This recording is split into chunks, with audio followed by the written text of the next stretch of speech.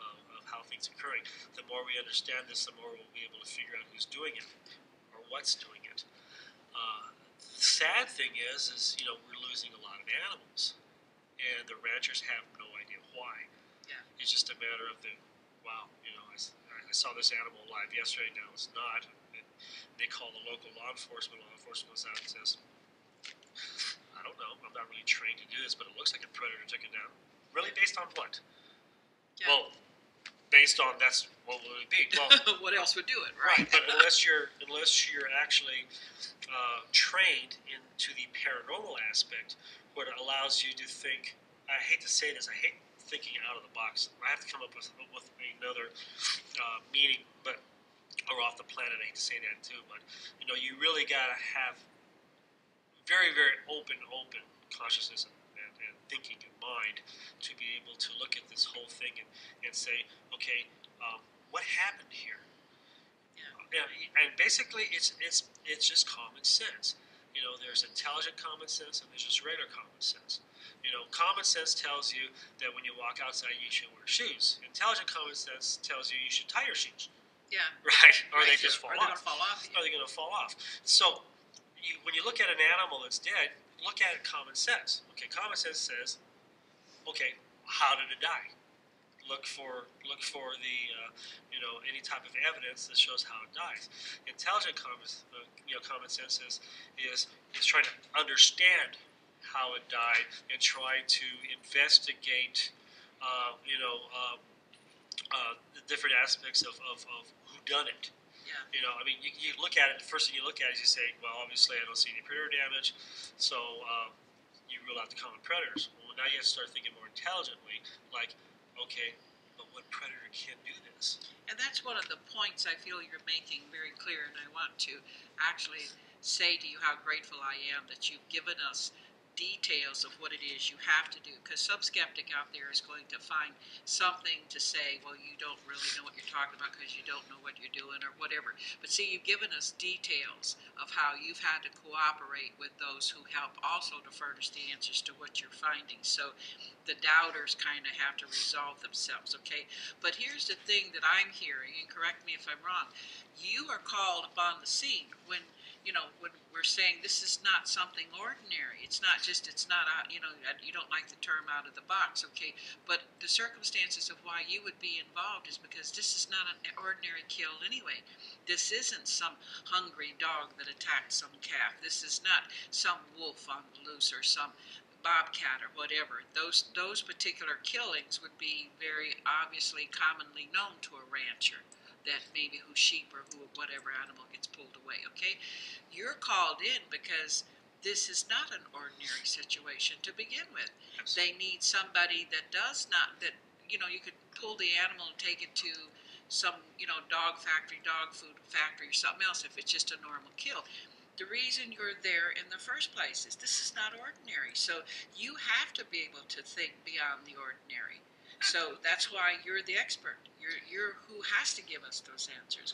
And in your own personal view of that, what you don't have to be quoting or saying we need to write it down and say, later on throw it in your face if something else shows up that you've discovered.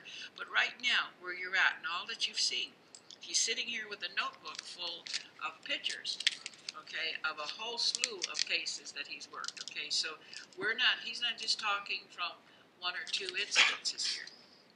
My interest is, and our listening and viewing public's interest in, when we say UFO, and you're here to talk about these things, do you have some kind of fix on it yourself right now?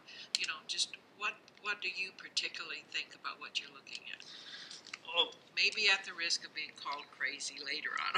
We just have to get over that. Well, the nice thing is a skeptic actually sat in on my lecture earlier this week, and I actually read.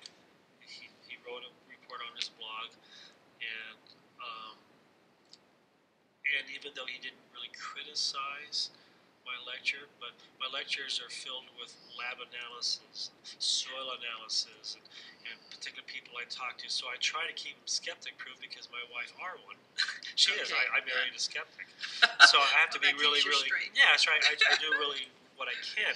So what he did was he just attacked a couple of words that I talked about. But really, and it's just basically based on my personality. He said I was happy doing this, and I am. It's but he made it sound like I'm crazy happy. But the deal is if you don't get excited about doing these investigations, you're not going to get anything resolved. And part of being a paranormal investigator is the drive. Is You have to have passion for it, If or you don't you're not going to have the stomach for it. So he needs to Yeah. get over himself. Yeah. But then again, he didn't attack any of my facts. He didn't attack anything that I actually put in place. So and that was good because that told me that I'm putting the necessary information out there that really, I mean, you can't go any further than that. So, but now you have ufology coming involved in this. Yeah. And what I try to do, I try to keep as neutral as I can. Now, I am a UFO investigator, so I do believe there's life outside this planet. I do believe that this life is visiting this planet, but every one of my investigations, I try to attack them on an analytical point of view, where I can look for the signs or the evidence that may point to extraterrestrial compared to human intervention. And you Yes. have to do that. Yes. And it's only intelligent to do that. Right. Now, I Really was know a reserve deputy for 8 years, so I do have an idea about crimes and crime statistics and what it takes for a human to. And so, if you have human intervention that's been involved in mutilation cases, at least since '67, if you talk to Native Americans, it's happened centuries before, even Yeah. before the Generations Europeans even migrated to North America. Right. So you can't tag every one of them on the military, but I'm saying, yeah, I'm sure the military's copied a few because they like to be copycats. I'm saying that no one's been caught. Now, as humans, we get caught all the time. Yes. We're not as smart as we think we are. Although there are a few cold cases out there where, murders, homicides haven't been solved, and you're always going to have an exception to the rule. But this is probably the best animal cold case in American history since 1967. If they really think it's a human doing it, then it's the best cold case we have that has to do with animals. The best. No other one. I mean, 10,000 cases at least. If it's a predator, then it's an unknown predator, which still makes it a cold case because they haven't been able to nail the specific predator to say, oh yeah, it's a honey badger. And I just say honey badger because that's in the news right now. Because a honey badger don't care; it does whatever it wants. But yet we have no honey badgers, at least that I know of. But there's no, in Colorado. But still, there's no evidence of this varmint, killing an animal. And you would see that. It would have to be something so wild and so crazy, that we have to think very, very creatively how these things are being done. Yeah. So the bottom line is who's doing it. And if you talk to the ranchers, there's generally two. Oh, Go ahead. it's okay. We have some aliens coming into the. We actually have two different theories of the possibility of who's doing this. And one theory is military because that's the easiest explanation for anything that has to do with ufology is people just like to, at least in this country, just brush it off as it's our military. I know that's not true. My sons are in the military and they could care less. But Yeah. and military people have actually seen things too, so we know it's not that. But then if the ranchers also say alien intervention too. So it's based on the ranchers.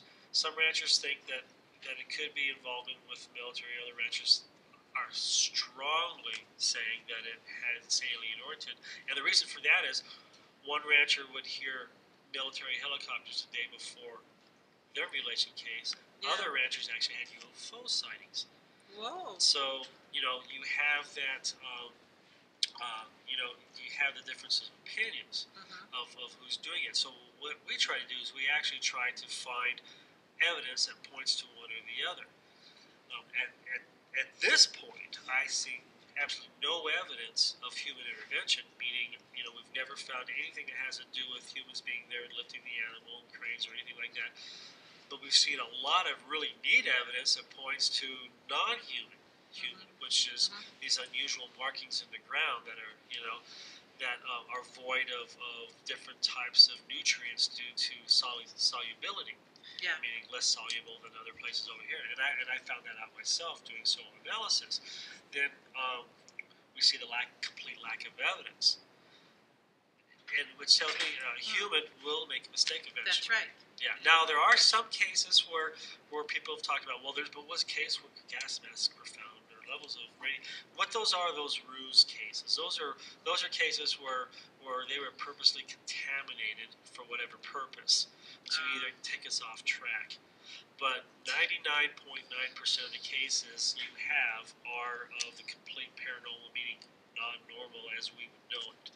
And Chuck, in my mind, when you're saying what you're saying, okay, if the military needed a cow, they would just simply inform the rancher that they need a cow and probably give them some kind of invoice validating the fact that they're going to take one. Right, I mean, right. So why would it have to be some covert, out into where nobody can see it taking place? Do you know what I'm saying?